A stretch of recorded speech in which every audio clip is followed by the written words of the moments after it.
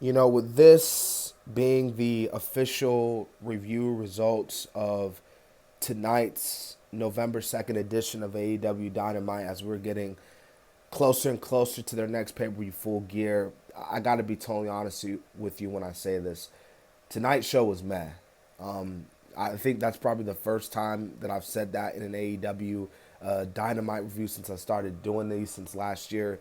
But that's how I kind of personally felt about this show. And I know that might drive some hate, like, oh, how dare you say that? But hey, I got to be honest with you, man. I can't sit up here and say, oh, this was a great show when I thought it was mad. Like, if the show was not great, then the show wasn't great. I'm not gonna, I can't just sit up here and, get into all that and, give you a fake review and reaction when, you got to be truthful. You know what I'm saying? But anyways, Darby Allin and Jay Lethal kicked off the show. And, this storyline,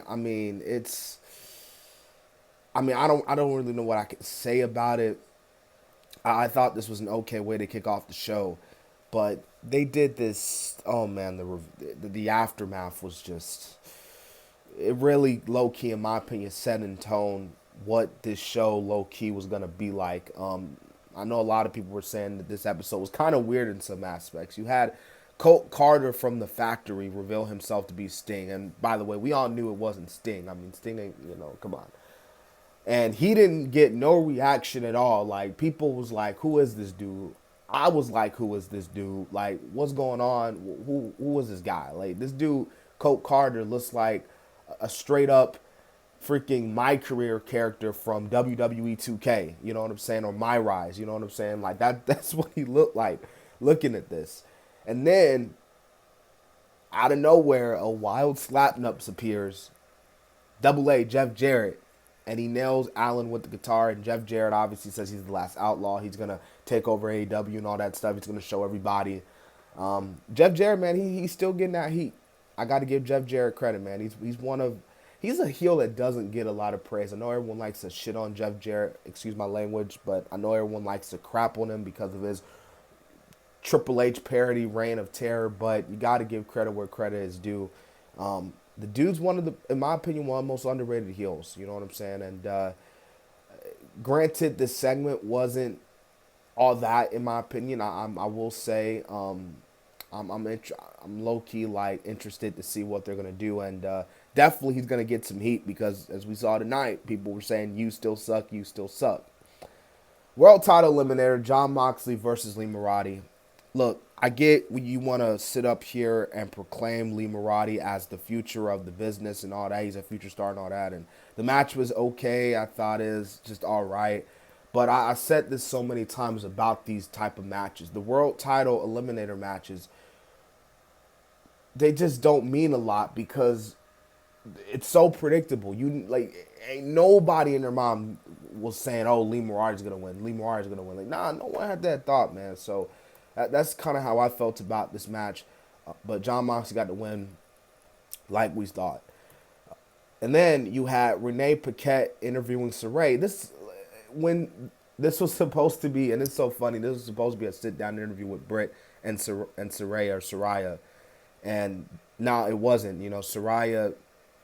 Britt didn't make the interview, and then Saraya just cuts a promo, and it's weird because didn't they kind of pretty much acknowledge the fact that she can compete? I'm pretty sure because I think it's pretty much well established. I think she's met cleared to compete, but then Renee was like, "Can you compete?" And then Saraya was like, "Oh, I'm we'll get that answer next week." You know what I'm saying? Because I still need to go to my doctor and get the legit final consult on the matter. But it really seems like they're setting up her and Britt at Full Gear. I really think so. I know they announced Jamie Hayter and Tony for the interim women's title later on in the show. Billy Gunn's birthday bash. I thought this was a pretty cool segment. Billy Gunn. It was cool seeing him get the praise he rightfully deserves. The acclaim were hilarious. Yeah, I thought this was a cool segment. I didn't have no problems with it. And then you had FTR come out. Obviously, that's gonna happen in the future. FTR and the acclaim, for the titles should be a interesting one there. So the Ring of Honor World Championship match. Who is Chris Jericho's opponent? Everyone's like, "Oh my God, this is so huge!" It's surprise.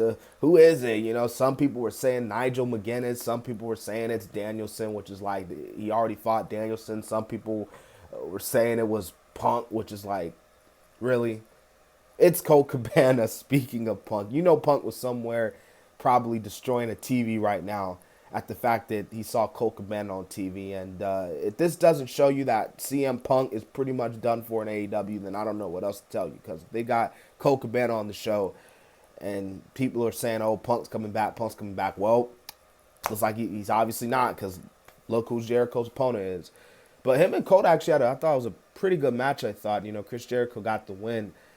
The pull-apart brawl I wasn't a fan of because, you know, this feud between the Blackpool Combat Club and Jericho Appreciation Society, like, this feud's been feeling like it's been going on for an eternity. You know what I'm saying? Like, the Blood and Guts match really should have been the end of their feud.